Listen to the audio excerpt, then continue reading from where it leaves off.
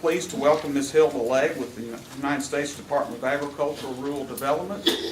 Hilda Legg, an experienced professional and proven leadership skills and extensive knowledge of the challenges of rural broadband, was appointed by the Trump administration as State Director for Kentucky in November 2017. Now serving under her fourth president, Hilda brings vast knowledge and a wide variety of skills from experience in public, nonprofit, and private industries. Ms. Legg previously served a key role at USDA-Rural Development during the George W. Bush administration as Administrator for Rural Utility Service. At the national level, Ms. Legg managed a budget of $6 billion in loan and grant money, where she prioritized investing portfolio assets in rural areas across the country, critically needing broadband and other utility services. At the Center for Rural Development in Somerset, Kentucky, Hilda served as the first Executive Director and CEO. The center is considered a national model for rural economic development. Under Ronald Reagan's administration, Hilda worked at the U.S. Department of Education. Prior to that role, she was a teacher in Adair County schools. With a career based early in teaching, Hilda recognizes the critical role broadband plays in the future of education, which is one of the reasons she remains committed to bringing high-speed internet to all of Kentucky. Ms. Legg, we welcome you today. Help me welcome Ms. Hilda Legg as she comes.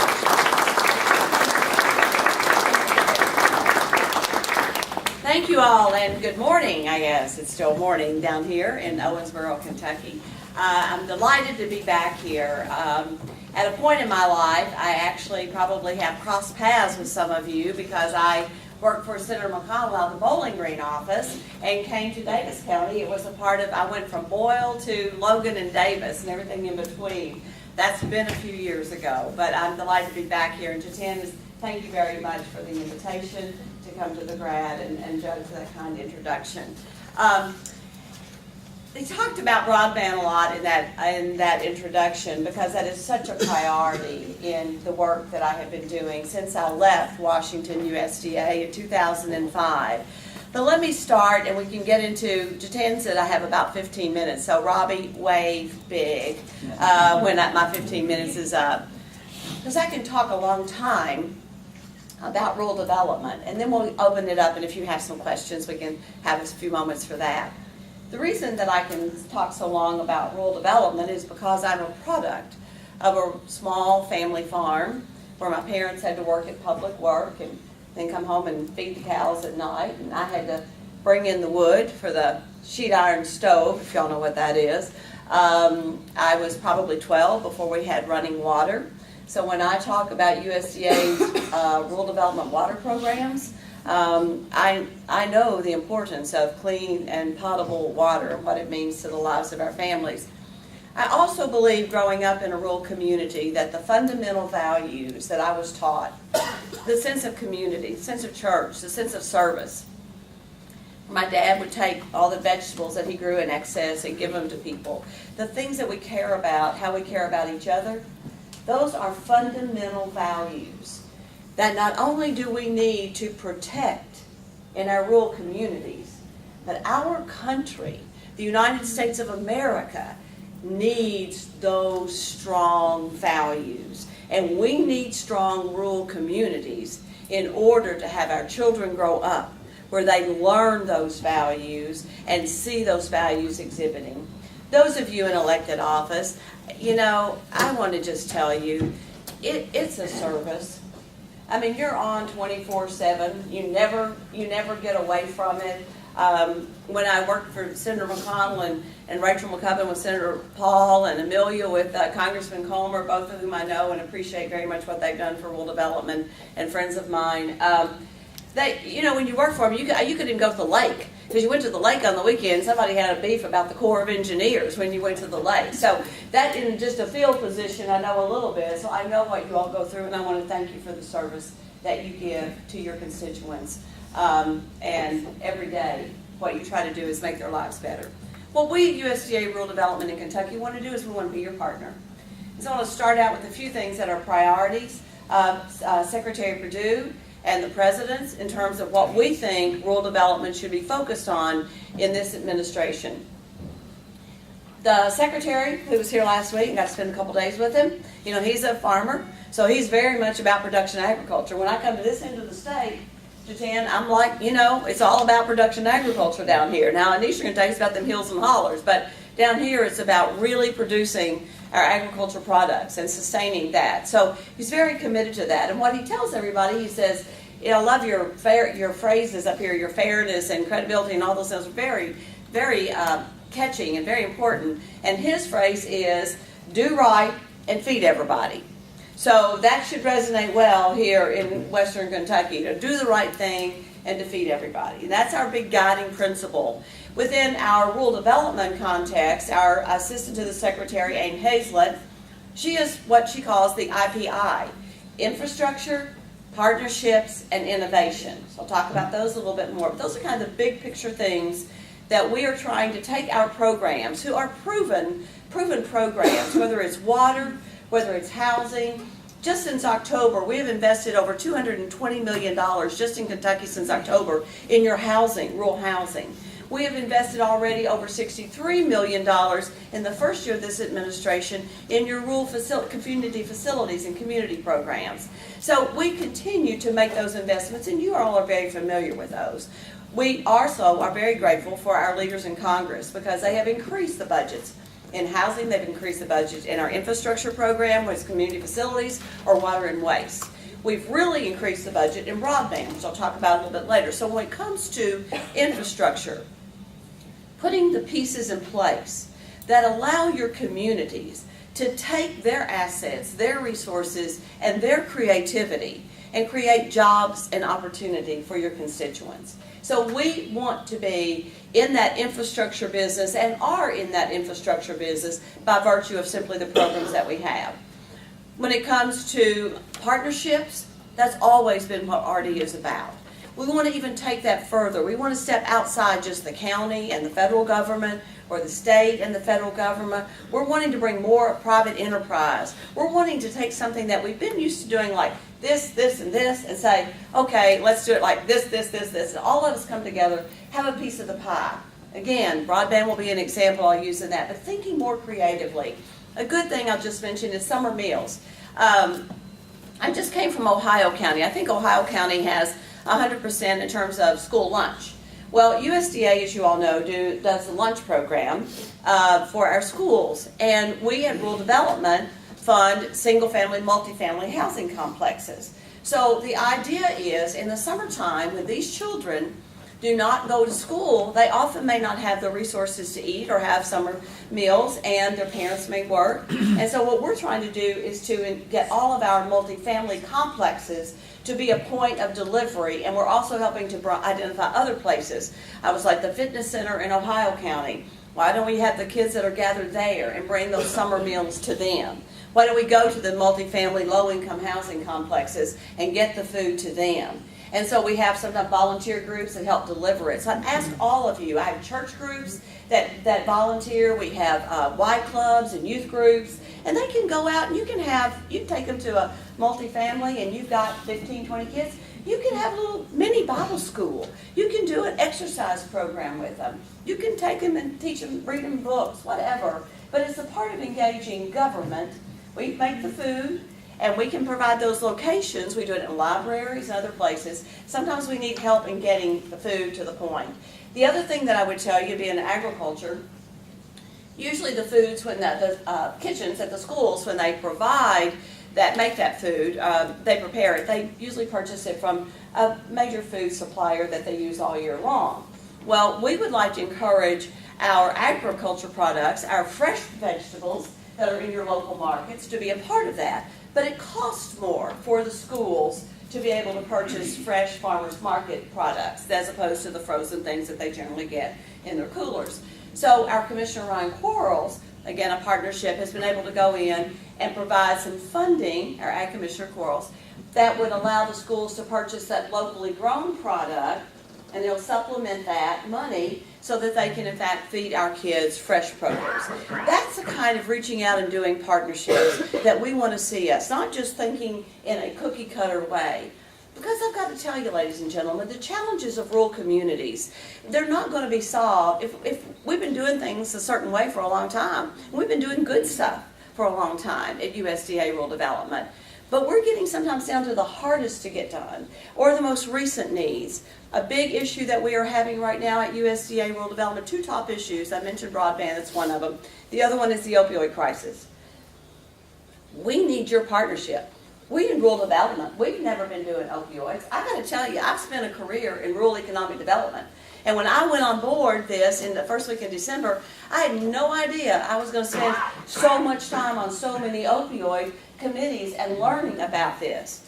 But let me put this in context, and the reason I think we're embracing it at rural development at USDA is when you look at the increased death rate, 20 to 24-year-olds that are increased dying 25%. The death rate of that group is going up 25%. Now you think about this, ladies and gentlemen. 10 years from now, that's a 30 to 34-year-old. They're buying a house, they're having a family, they're getting their careers launched. You know, they're probably running for one of your seats, or one of your city councilors, or one of your, one of you all. But that's that leadership. They're the volunteer fire department. If that death rate is going up 25%, we also know our rural population is out migrating. So who's going to be your constituency? How are we going to stem that tide? How can we in rural development, what's it going to mean for your workforce? How many of you know a business that has positions they can't fill because they can't get the blood test, the drug test passed? We're seeing that all across. So at your work, we all know the personal tragedy, the loss of family members, simply the fact that you have a non-productive, happy citizen that is in a recovery program, hopefully at some point. We know that personal loss. But have you thought in context of your rural communities, your population, your future workforce? And that is what we're talking about with the opioid crisis. So what we're doing is prioritizing some of our funding, our distance learning and telemedicine funds. If you are working involved in educating or recovery of folks that are in the opioid world, then we want to talk with you about how we can put priority points. Our community facilities program, we're setting aside a special pot of money to do just those kinds of facilities that would deal with opioid addiction. But we are embracing that as a high priority at USDA because we believe it has an impact. I will tell you this, and I didn't get my homework done, I should have. I know this, out of 220 counties nationally, that are considered counties in crisis with the opioid, 52 of them are in Kentucky. I can't go around and tell you which one in 10 in your district. I need to get that memorized. Next time I go speak, I need to make sure that at district meeting I have it. But 52 in the state of Kentucky out of 220 nationally. We got an issue, folks. We need to figure out, it's going to touch every aspect of your community's lives. How can we partner with you? That's doing things in that last I, which is innovative. And innovation means thinking differently, doing it differently, finding new partners, and thinking outside the box to address our issues. And that kind of sums up what we're working on within USDA, but let me then talk about broadband. I spent the last 12 years since I left USDA before working in the infrastructure world and economic development. It is the most critical infrastructure. You have to have water because we have to live with water. You got to have safe water. Secondly, you got to have electricity because you can't turn the computers on if you don't have electricity. So we got to have affordable and reliable electricity. But the most important thing is that high-speed broadband connectivity. We are beginning to raise the rates of what we call defined as true broadband. Used to be 4 down, 1 meg up. Now we're saying you're underserved in your community if you have 10 meg down, 1 meg up. We are wanting to build a very robust national network across the country. It's President Trump, Secretary Perdue's vision of 25-3 is what we're looking at for our rural communities because we don't want you to be underserved. Precision agriculture is becoming more and more dependent on that true, what we call true broadband connectivity. Every aspect of our lives, our health care, our education system, our jobs, it all is going to require big bandwidth. And so we are very excited. We have $600 million in addition to our increase in grant money for our Community Connect program Tomorrow I'll be holding a seminar on how to apply for that money in Somerset, Kentucky. You're all invited. See any member, and I appreciate you attended, but I want to recognize Robbie Fink and Barbara Gillum and Joe Griffin as part of my rural development team. They're the ones out here on the ground, so those of you in the grad area, hopefully you know them already, and if you don't, make sure you get to know them. And I appreciate what they're doing. But we're going to be training on how to apply for the grant money tomorrow in Somerset, but the window is short on that. So if you're interested, hospitals and schools, extra points again if they're doing any kind of opioid intervention or programming at all. So we'll be working on that tomorrow. But the $600 million that we got will be coming out in more of our traditional programs. The specifics haven't been written. We just got the omnibus bill. We got that new money in there. Probably going to go back to do a loan grant combo. We usually just lend in our electric program and telecom program, but we're going to try to sweeten that pot with some grant money because, again, we know we're getting to the most difficult to serve. So those are some of the things we're looking forward to. In addition, the President sent forward in his infrastructure bill an additional, for the first time ever, $50 billion the President requested to go to the states to be just for rural infrastructure. We think this sort of $600 million they gave us might be a little bit of a down payment on that. Rachel might know about that more than I do. But we are very excited, again, about the potential of having this kind of resource come to the Commonwealth, a piece of that $50 billion. Don't know what they'll finally pass, but I will tell you that shows the significance that this administration is placing on our rural communities and on the importance of getting infrastructure, more clean water, more high-speed broadband connectivity in place for our rural communities.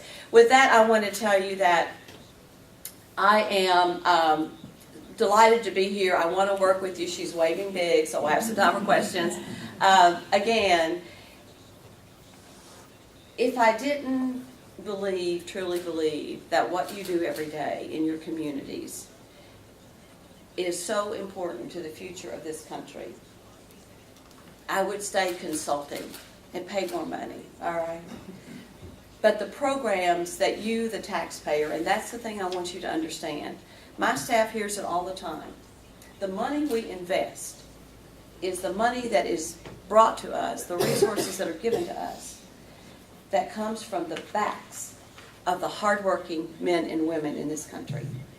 We will make the decisions within the guidelines of the government, and we all know there's way too many rules and restrictions in there for that to be as flexible as I would like for it to be.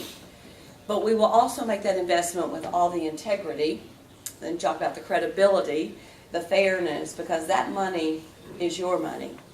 That money is money you've sent to Washington, D.C., and hopefully get a piece of that back to spend in your communities. So we want to work with you. We don't know the answers. I don't know the answers. But here's the one thing that I've always believed in life: where there's a will, there's a way. And I'm here to work with you in that regard. So with that, thank you to Tim for the opportunity, and Mr. Chairman for the opportunity to speak, and I'm glad to take any questions if we have time. Anyone with a question? Judge? The broadband money. Can you quickly characterize what that is exactly and how much is available for Kentucky? They haven't, a couple of things. The grant money is available right now for distance learning, telemedicine, community connect. Okay, so that is any school or any healthcare facility that needs the connectivity to teach. Bring in a major school to teach your kids. It's going to have an emphasis on STEM. Can apply. That's $500,000 for equipment only, but it's pretty easy, straightforward grant for $500,000 to do interconnectivity, to teach, to upgrade your curriculum, link to a major academic university, link your schools together to a central facility, that sort of thing. Telemedicine is sort of the same way. A healthcare facility, a recovery facility, a treatment facility, even a teaching medical facility. It was in Madisonville yesterday. Saw some really good things down there. And that would have an emphasis, extra points if it has an opioid component to it on telemedicine. Community Connect is something that I think you all have been involved in and I need to get more familiar with, but that's where there is not 10 down and 1 up. If the community would come together and put together an application to actually build out a network in their community, then that is up to $3 million in grant money, and that window is open now. And let me tell you, one of the things the reason I'm doing this workshop tomorrow, nobody else is doing that, but because I ran that program in DC, I've gotten some of my friends from DC to come down, and we tweaked it a little bit so that telephone cooperatives, electric cooperatives can apply for those funds and help communities build. And we can carve out, if you have a city, here's what happens on Community Connect. If you have a downtown, you usually have cable operator. Cable operators usually will keep your speed from qualifying you as an underserved. So what you do is when you build out your network and you diagram it out, you cut out that city, that town where you've got it, and you'll have donut holes. I've had projects where we had 4 or 5 donut holes out of a service territory that somebody wanted to go in and build out a network. I encourage partnerships, not a city going on its own, bring in a telecom partner. We're looking a lot to our rural electrics because they've got right-of-ways and trucks. Small telco providers have headed equipment. You know, they know the regulatory world of telecom. But you, the city leader or the county leader, you have assets, you have right-of-ways, you have taxing ability. One of the things that I tell folks who, in my consulting world, if they've been interested in putting in a community network, is put together an advisory board. Get yourself a board together. See what your community really needs. What does your hospital really need in terms of bandwidth? What do you have? Where are the holes that you have it? Get your design based on what your community needs. And that board becomes your kind of your advisors, and usually there's a computer geek around somewhere that just can't wait to get his hands on all of that, you know, possibility of designing. And the other thing is to have young people on your advisory board. Because that's why we're doing this, folks. The reason you're working so hard is to have the future for your communities. And so get those young people on that board. So that community connects up to $3 million grant money, and that's to build a community network, and I suggest partnerships, and we're talking about that tomorrow. The loan grant money, the $600 million additional to our regular programs, they're writing the regulations on that now. It will be communities of 20,000 or less. It will be, and it'll probably be a scale of, I don't know this, it'll probably be a scale of grant, loan, the larger the loan, the larger the grant, and then based on also the poverty indexes that will go into that place and probably as well. They just haven't been the finalized regs. So that's actually a loan. And again, I would suggest if you're a municipality or county, find you some partners. Running a telecom business is a lot different than running your local water district, frankly. Another thing I would throw out for you, and I mentioned it yesterday when I was in Madisonville down there, is the fact that or Calhoun, I'm sorry. When you are doing a water project, now your telecom people and your electric people and your water people aren't going to like this, okay? They're not going to like it if they're out there today. But you as the leader, whenever you're laying a water line, you co-locate, you dig that trench, and you lay that conduit. You don't have to blow fiber in it right now, but you put it in the ground because it's a lot cheaper to lay right now when you're doing that water line. And as you begin to do, you're building access roads into industrial parks. You're doing start thinking of your plan in terms of laying that infrastructure in place. It becomes an asset to your water district, if that's the case, that owns it, or to the county, because then maybe you have a provider that comes in that really wants to beef up your network and know what they're providing. You've got some assets already. It's not a technical problem. It's generally not a financial problem for a project. It's a people problem. Oh, those water guys would have cut my fiber line, you know, that kind of thing. So it's a matter of getting people to the table on it. But that's a loan grant combo. Then we have the regular telecom loan that usually go to independents or telephone cooperatives. Long answer. Sorry.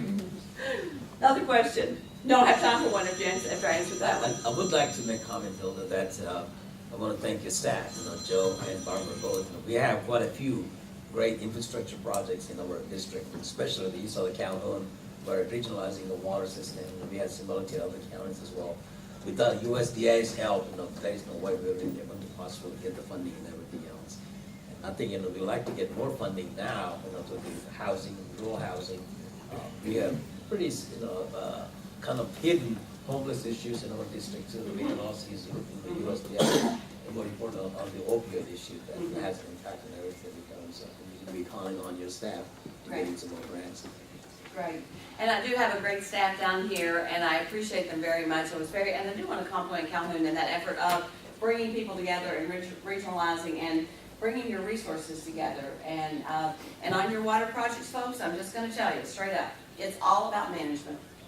If your boards don't have good managers, then you're going to have, I don't want to come down here and find those systems that have pipes running, people with no meters, those kinds of things.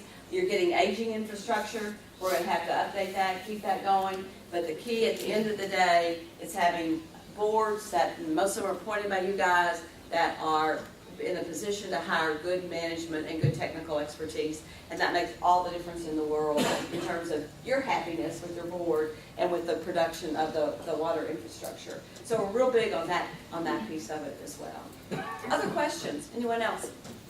Hey, Tom, that's Joanna beating the doors down and sending us these projects here. She's doing an excellent job. She keeps us busy. But I appreciate that. Thank You you. know, Very if you important. don't have project, we can't get the staff, so we gotta do that both ways. Excellent staff. You That's have an excellent staff. Thank you very much, Joe, for saying that. And again, it's about the partnerships working together. If not, thank you all so much for the opportunity to be with you. I look forward to hearing some more of the things that are going on. Excited to hear the grad, and I thank you, Tim, for the invitation to be here. And I hope to be visiting in some of your projects in your counties, and we're available anytime that we can be a partner with you. So for all that you do, thank you so very much, and I look forward to coming again sometime. Thank you.